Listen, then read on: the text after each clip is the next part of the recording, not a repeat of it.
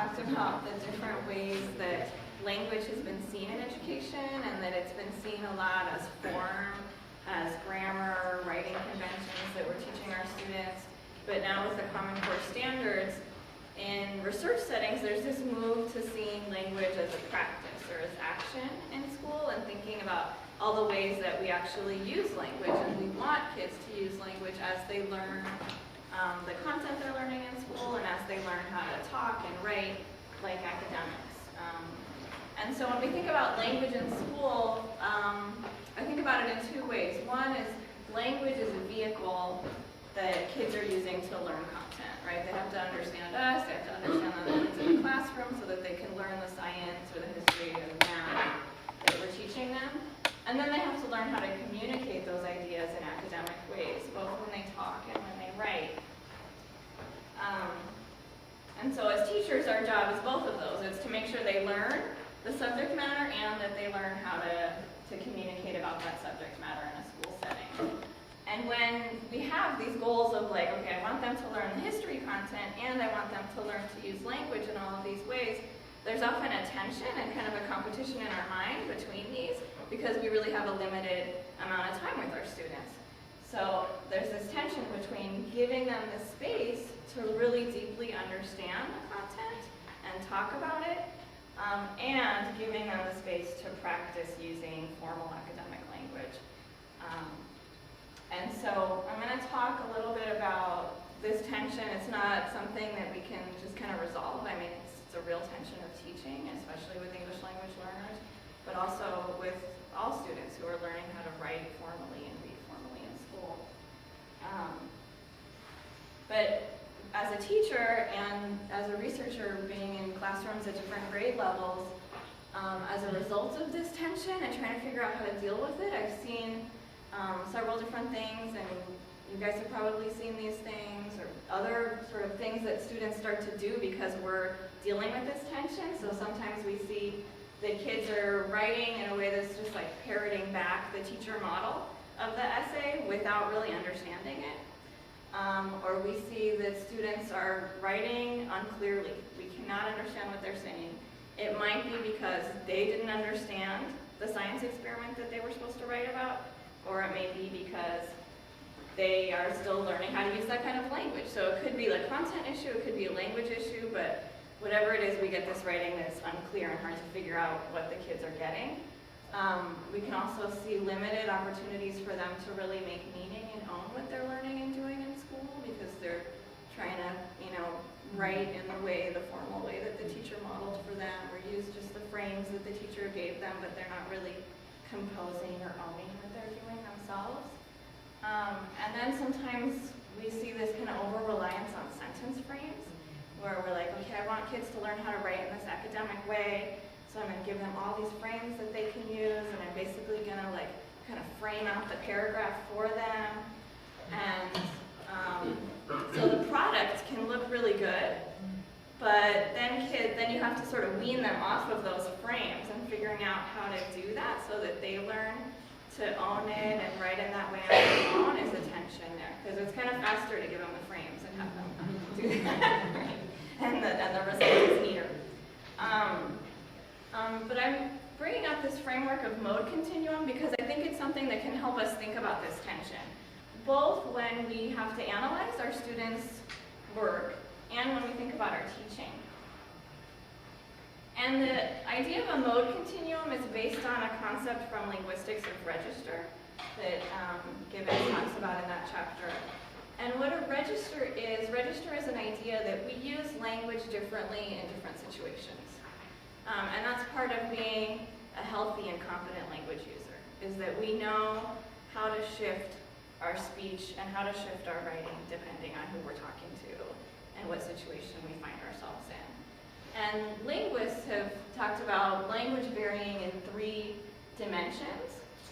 So language varies, register varies depending on the relationship between the person speaking and the person listening, or between the person writing and the people who are reading. So if I'm going to write an email to my friend or my mom, it's going to be really different than if I was writing an email to a politician, right? So even though it's the same kind of writing, it's an email, differ depending on who my audience is. And then language also varies depending on the subject matter, whatever we're talking about. We're going to use different kinds of vocabulary to talk about science and about history and about math.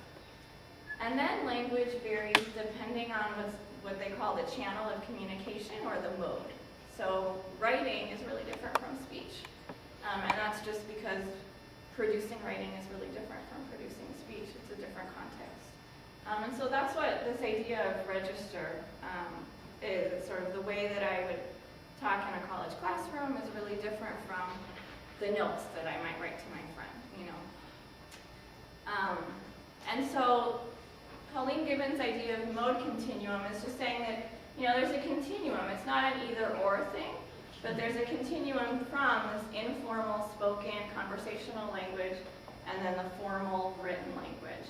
And along the way, there's different kinds of registers in the middle. So, like giving an oral presentation is kind of in the middle. It's still spoken, but it's more formal, and the kind of language we use starts to sound a little more like writing than the language you would use if you're just talking one-on-one with someone.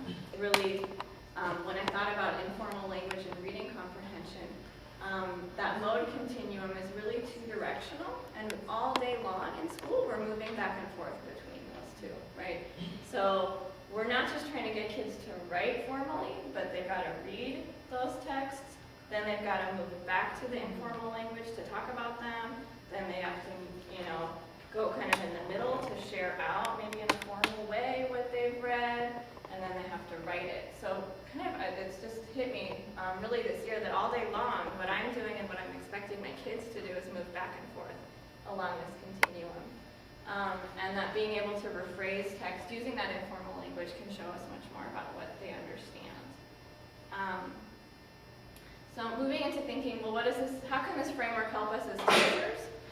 Another researcher, George Bunch, he studied group work in a 7th grade classroom, and he talks about that informal language as the language of ideas, that's the language that we use to make meaning, to negotiate work in groups, and that formal language is the language of display.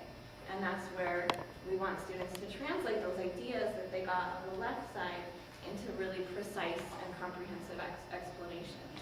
But what he found in his research is that when groups started to, or got pushed to focus prematurely on getting to that language of display, that it shut down the meaning making.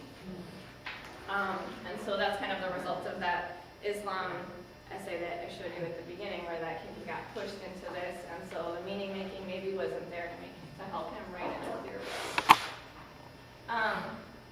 So thinking about teaching, and this is an example, as Claire said, like a lot of times as teachers, we're told these are the best practices, this is what to do, and so a lot of us are teaching in this way already. We do things like think, pair, shares, we have kids talk and then write, but I think it's helpful to step back and think, well, what is this based on? It's based on the theory of language acquisition and content acquisition, and that informal space helps us build to more formal language.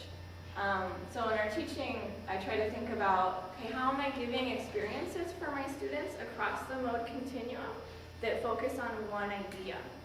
So if I'm teaching life cycles, how am I giving space for kids to grapple with that concept in different ways, in different kinds of language? So giving them space to discuss and make meaning of the content or what they're reading, space to read formal language, to see those models, space to go to the middle to orally present their ideas out so that they're moving toward more formal writing, and then space to do that formal writing. So that what I'm doing is trying to bridge their content understanding from the informal to the formal.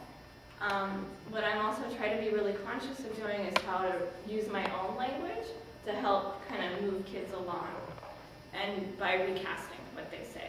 So taking what they say, which is going to sound like this, like this, like this, kind of, and saying, okay, what I think you're saying is that the electricity is circulating along this circuit, or something like that. So that is that what you're saying? That's what Amy thinks. What do other people think about it? So what you're doing there is trying to validate what they say, and then model a more formal way of saying it that can help them when they move into writing. And I think a lot of us naturally do this with kids anyway, sort of how we talk to children. but thinking sort of why do we do this and how does this help them with their